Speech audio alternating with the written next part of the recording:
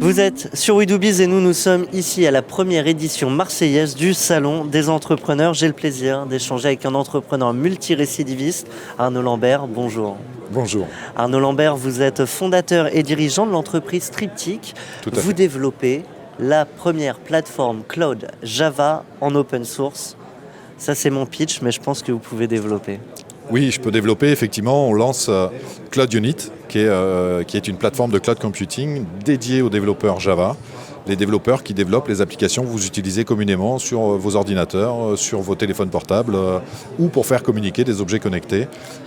Ces applications qui sont développées donc par des développeurs Java, pour qui est destinée donc cette plateforme de cloud computing. On ne lance jamais un projet par hasard. J'imagine qu'il y avait un besoin que vous avez senti.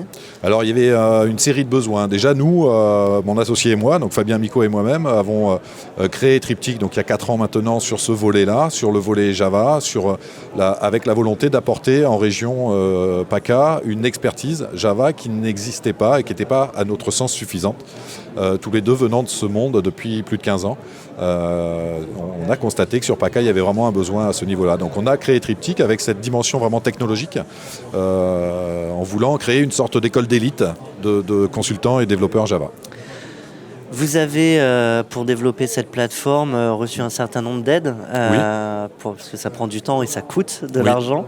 Un mot là-dessus peut-être. Oui, depuis sa création, Triptyque vit sur un double modèle, un modèle économique d'abord, de services. On fait du développement d'applications, on a des développeurs dans nos équipes, on est 17 aujourd'hui. Donc on développe des applications pour nos clients, qui sont pour l'essentiel des startups, mais aussi des sociétés plus matures. Donc on a ce modèle-là de production, et puis parallèlement à ça, on a voulu dès le début créer un pôle R&D, un pôle de recherche, développement et innovation, qui est en grande partie financé par la puissance publique, par l'effort collectif, en particulier de la région PACA, du Conseil général, du Pays d'Aix, de l'État aussi, et bien sûr de la BPI qui nous suit depuis le début. C'est-à-dire quand on en entend dire on ne peut pas entreprendre en France, vous dites c'est complètement faux. Moi je dis toujours que pour l'entrepreneur d'une entreprise innovante, la France est quasiment un paradis fiscal. On a tout un tas de dispositifs qui permettent d'encadrer justement la R&D et de passer le temps qu'il faut sur la R&D pour vraiment sortir des produits qui peuvent concurrencer d'autres pays, d'autres produits d'autres pays, comme de l'Allemagne, de l'Angleterre ou des USA. Alors on en entend dire ça et puis on en entend aussi beaucoup, et là ils ont pour le coup raison, on manque de développeurs en France, oui, notamment Java, et c'est pour ça que vous avez créé une sorte d'école de formation. Oui. Dédié à l'insertion des cadres. Alors une école atypique parce qu'on n'est pas dans le cadre de l'école 42 de Xavier Niel ou de ce type d'école. On a constaté sur la région, nos clients nous l'ont dit, qu'il manquait cruellement de développeurs Java. Donc on a pris le taureau par les cornes et on a travaillé avec Pôle emploi pour identifier des gens qui sont sur le carreau, des gens qui sont en échec pour tout un tas de raisons, qu'elles soient sociales ou professionnelles, les identifier, les recruter. Il faut qu'elles aient quand même une conscience de l'informatique, du développement, il faut qu'elles aient un vécu, mais quelqu'un qui a fait des études scientifiques a forcément fait du développement en C ou C++, donc on a toujours un bon foyer, donc de les recruter, de les intégrer. 3 mois d'accompagnement. Dans une salle de formation chez nous, dans nos locaux. Période de 3 mois qui est financée à la fois par Pôle emploi, parce que pendant ces 3 mois, ces personnes consomment leurs droits au chômage, financée aussi par Triptyque et financée par le FAFIEC, qui est l'organisme collecteur du secteur. Donc pendant ces 3 mois, on les forme. Et à la fin. Et à la sortie, on leur garantit, dès leur entrée à la formation, donc 3 mois avant, on leur garantit qu'à la sortie, ils auront un CDI dans un opérateur, une entreprise de services numériques de la région. Et quand je dis de la région, c'est même très localisé, puisqu'on travaille avec Pôle emploi cadre d'Aix. Donc on garantit des emplois, des CDI Aix et alentours.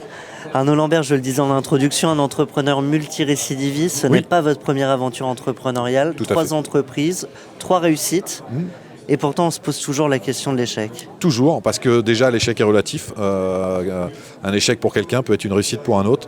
Moi, j'ai eu la chance de ne pas avoir de casse brutale. Casse brutale, ça veut dire se retrouver du jour au lendemain sans emploi, sans ressources pour faire vivre sa famille. J'ai eu cette chance-là, mais d'autres n'ont pas eu cette chance-là. Donc, et aujourd'hui, moi, je vis avec cette appréhension permanente. L'appréhension d'avoir assez d'argent pour payer les salaires à la fin du mois. Et puis, pour que la boîte, elle tienne. Et si la boîte, elle ne tient pas, c'est ma situation personnelle qui est impactée. Et on envisage envisage tout le temps, toujours, moi j'ai 45 ans, j'ai toujours, depuis, ça fait 15 ans que j'entreprends, et ben pendant ces 15 années-là, j'ai toujours eu le souci de qu'est-ce qui peut se passer, quelle catastrophe peut arriver, quelle série de catastrophes peut arriver et quel recours j'ai moi, quelle solution j'ai. Et je pense en particulier à l'assurance chômage pour les entrepreneurs, pour les créateurs, qui sort du registre classique et traditionnel. Et ça sont des soucis, des préoccupations qu'il faut avoir en tête quand on entreprend. Prévoir pour mieux se rassurer et éviter les embûches. Prévoir aussi pour vivre serein, parce qu'un entrepreneur qui vit sa vie d'entrepreneur sans sérénité, il ne peut pas bien entreprendre, il ne peut pas bien recruter, pas bien manager, pas bien aller chercher ses clients. Un entrepreneur qui réussit, c'est un entrepreneur qui est serein, donc qui a prévu tous les cas de figure, en particulier les pires. Eh bien, moi, je vous propose de conclure. Arnaud Lambert, un grand merci à vous, je rappelle. Merci à vous. Fondateur et dirigeant de Triptyque. À très bientôt. Merci.